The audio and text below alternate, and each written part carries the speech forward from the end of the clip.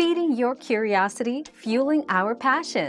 Let's satisfy our quest for knowledge with today's question.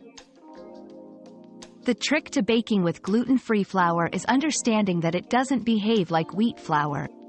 For best results, use a blend of gluten-free flours to mimic the texture and density of wheat flour. Adding xanthan gum or guar gum can improve texture and elasticity. Also, increase hydration in your recipes, as gluten-free flours tend to absorb more liquid. Moisture can be your ally here, so consider ingredients that add moisture like applesauce or yogurt. Finally, be patient and experiment, as gluten-free baking often requires adjustment to get just right. Your daily dose of discovery ends here, but the journey of learning never stops. Subscribe and join us again for more answers tomorrow.